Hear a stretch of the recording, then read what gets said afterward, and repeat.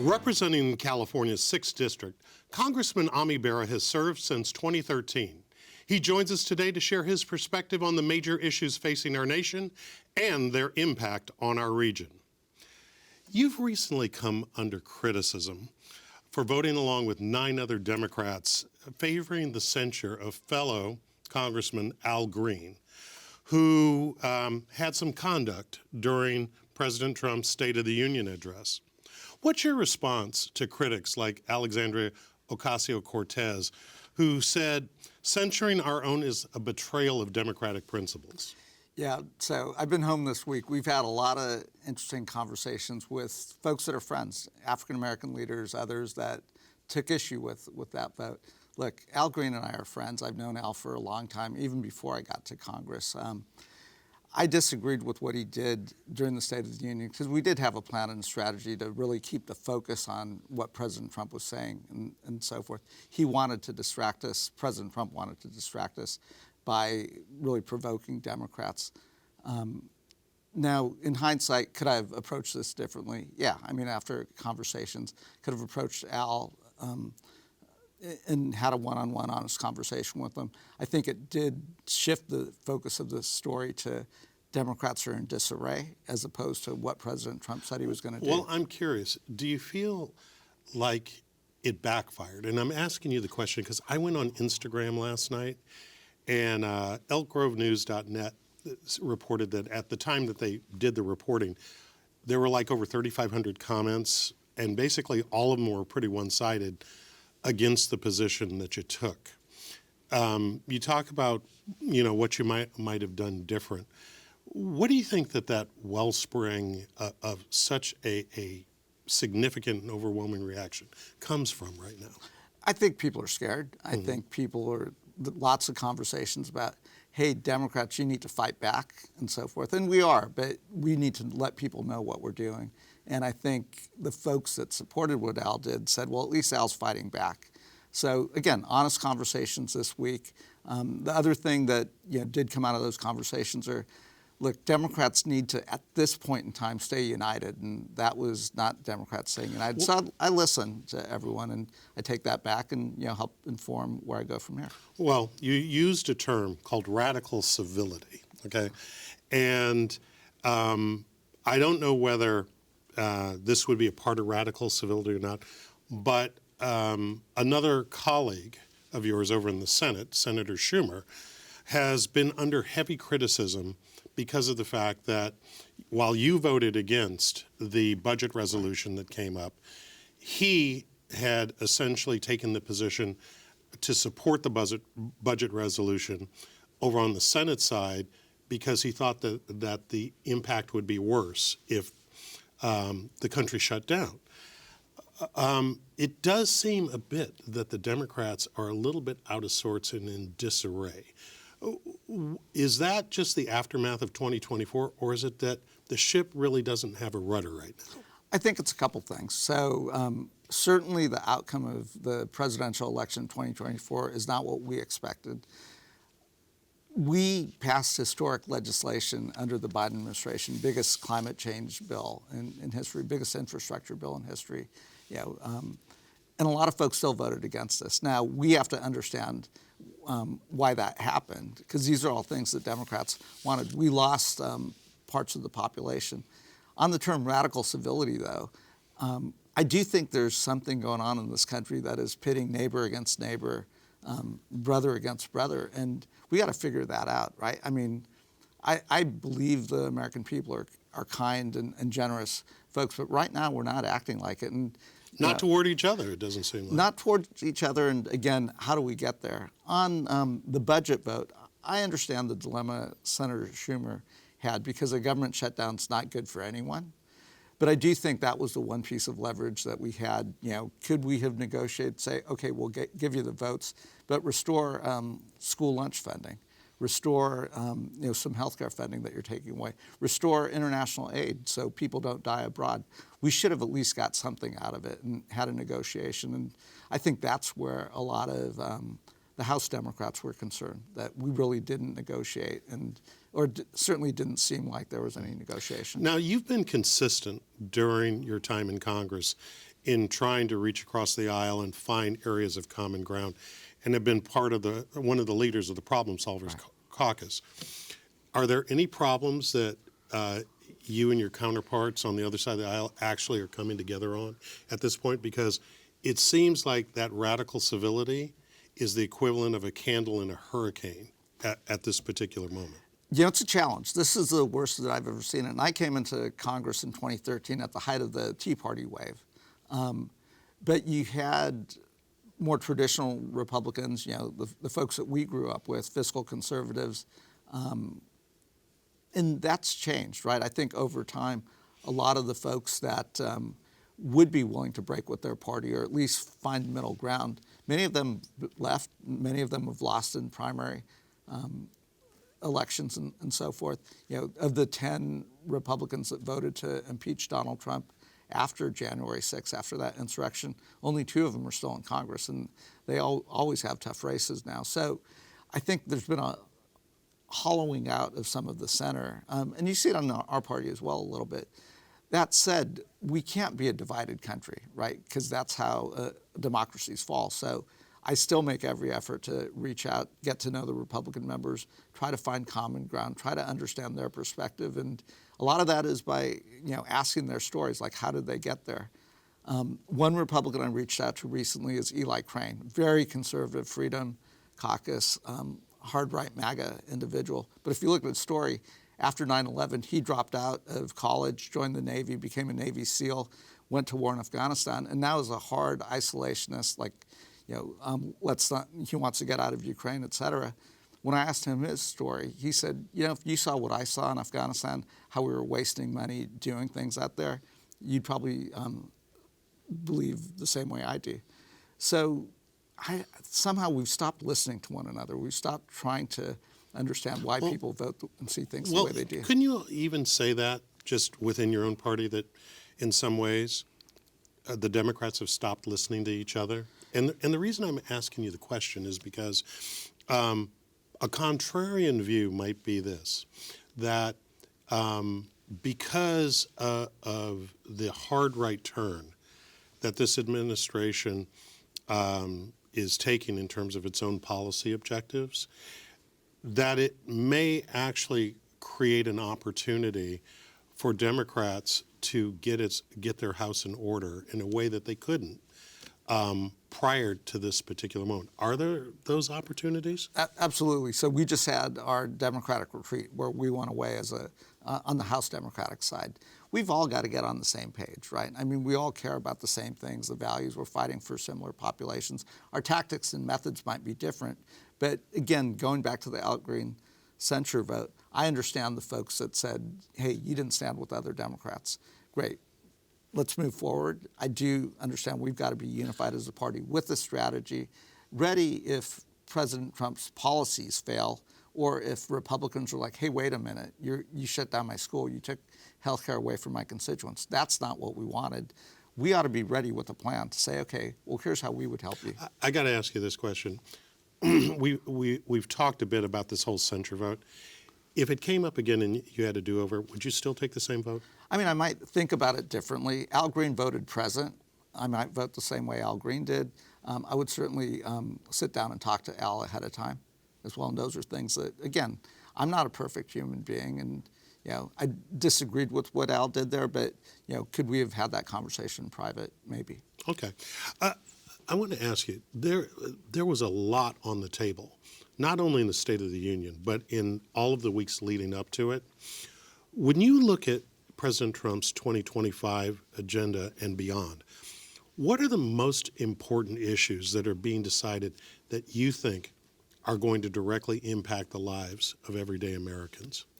Yeah, so some of the things that, you know, I work on the foreign policy stuff and so forth, I don't think the American public is paying attention to as much, but I do think it's weakening us on the national stage. It is fraying our relations with our allies. I would not pick a fight with our closest neighbors, Canada and Mexico, because our economies are intertwined.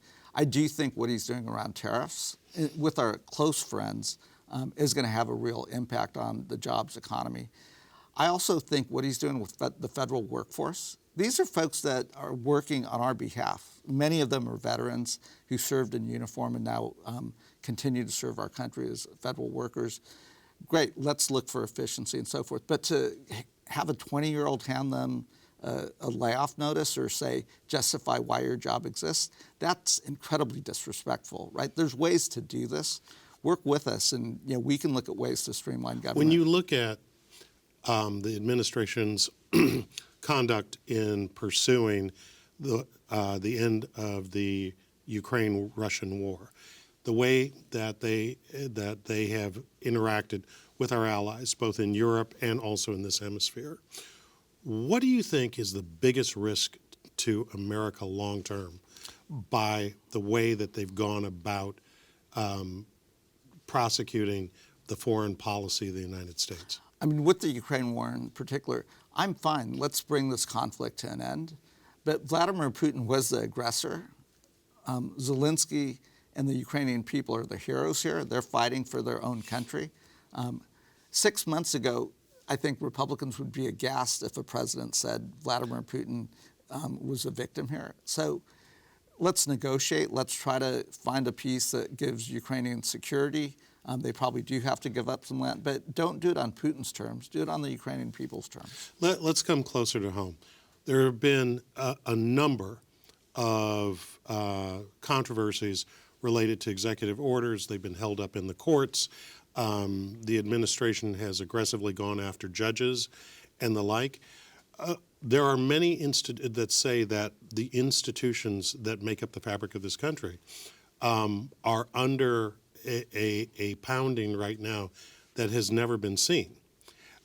What do you think is the potential in terms of outcome for this continued strife between these what are supposed to be co-equal branches of government? I mean, we've never seen anything like this, right? The fact that Article 1 is Congress. The Republicans, many of my friends, they're giving up our authority. Our system is checks and balances that start with the Congress. We control the purse strings. We control, we authorize and appropriate funds, create programs. The executive branch, the president, then is empowered to implement those. If he just disregards what we're doing in Congress, we've never seen that before. And now he's taken on the judiciary. This is a crazy, scary time. What's the difference between an aggressive administration and literally autocracy? I think we're headed down that path, right?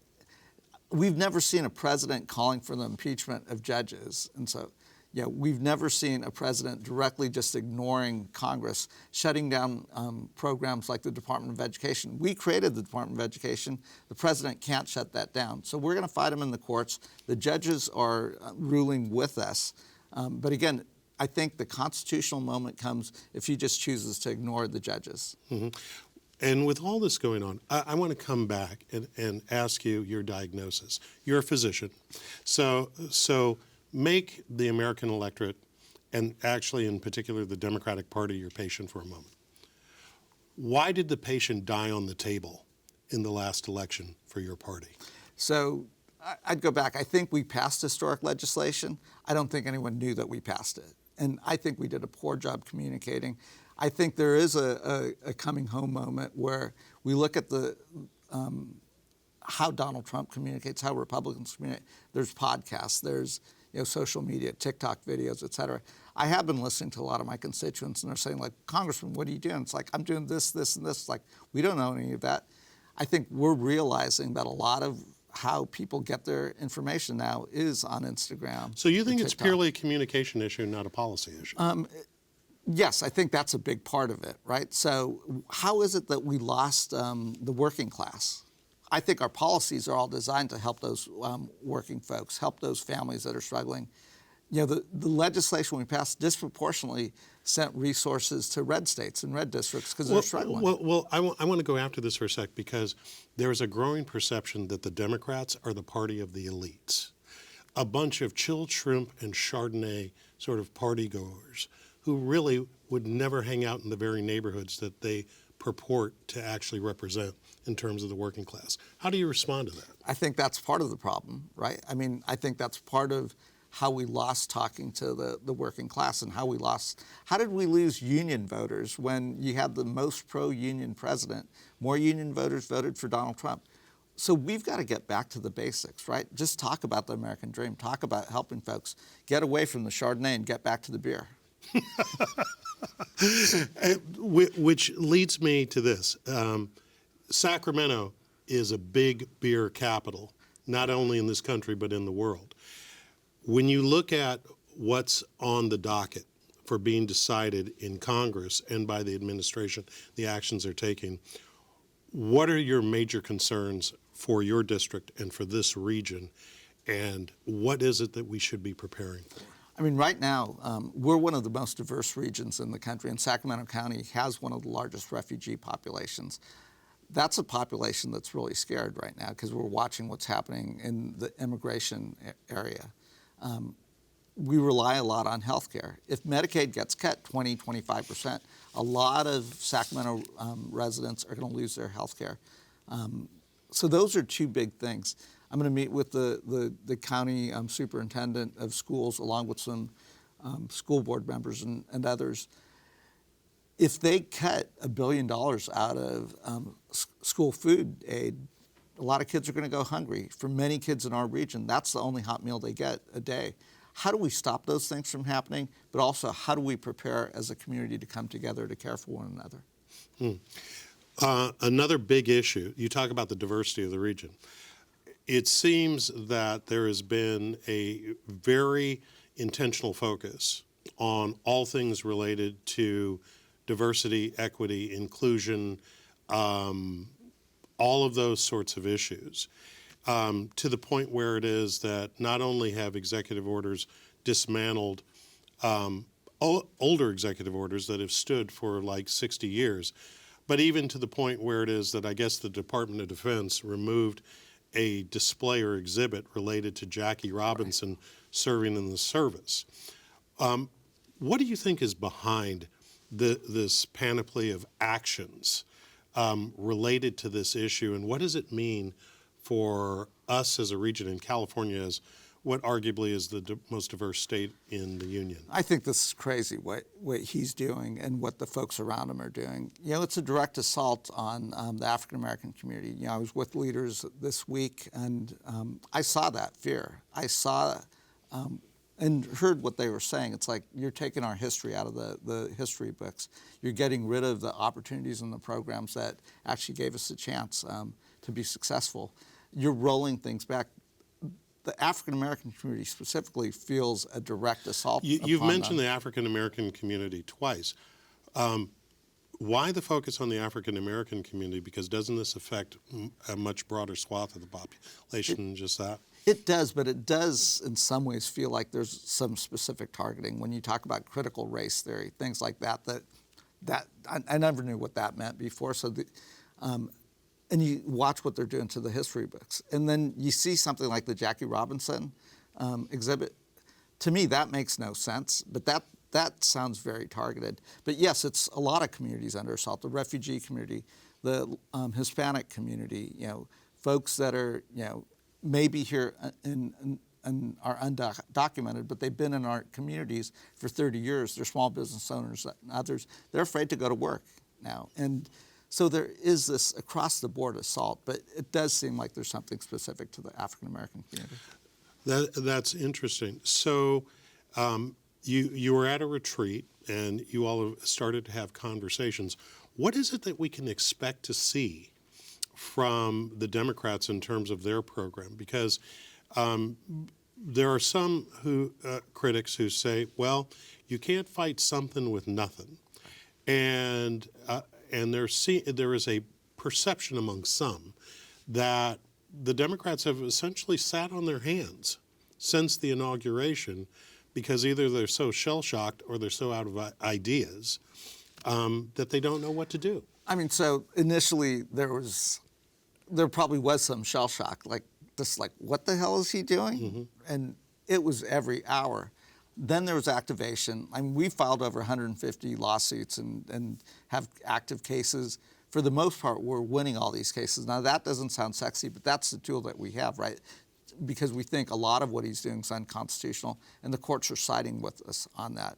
The third part is actually winning elections, right? I mean, we have to understand why we lost, but the best way to stop him, the best way to preserve our democracy is actually to win the next election. So there's a lot of daylight, though, between now and the midterms, right? There's a lot that can be done. So, I mean, you're not giving you and your party a hall pass up until... No, but so, again, this is the nuts and bolts Right. of, we know they're going to go after Medicaid. Mm-hmm.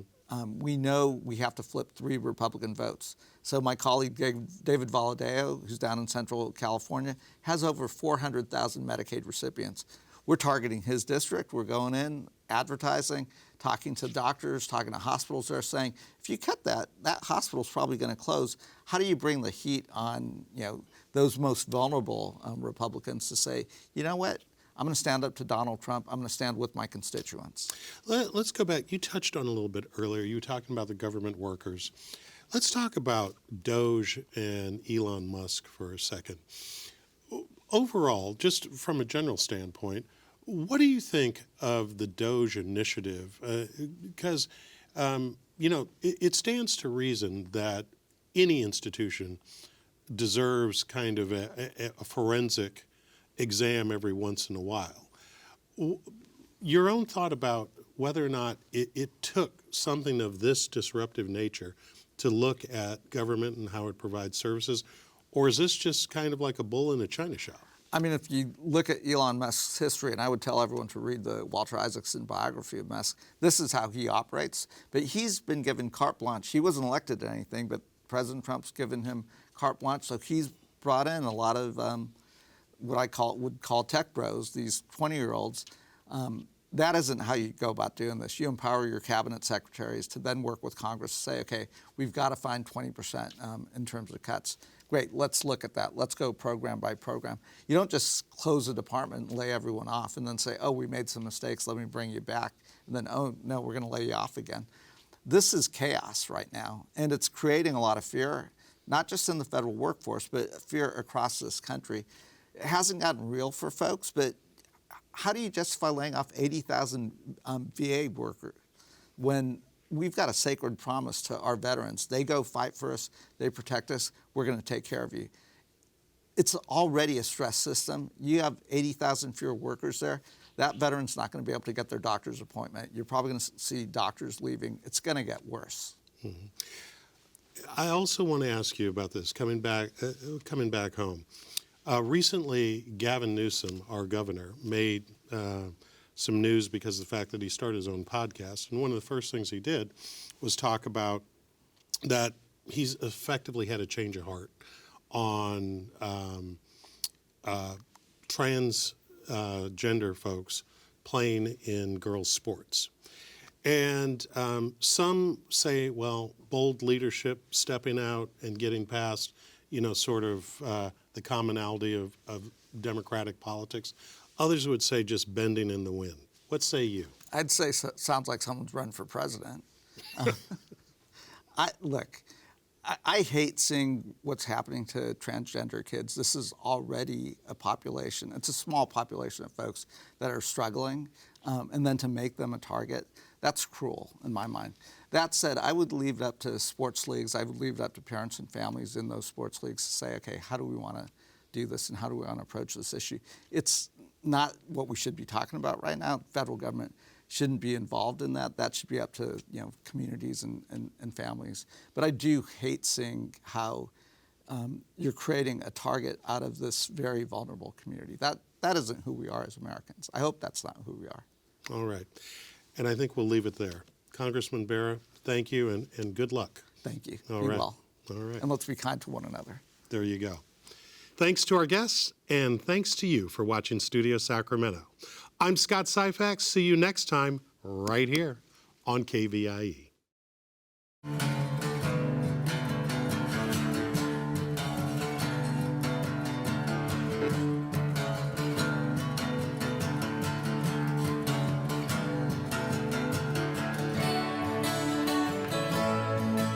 All episodes of Studio Sacramento along with other KVIE programs, are available to watch online at kvie.org/video.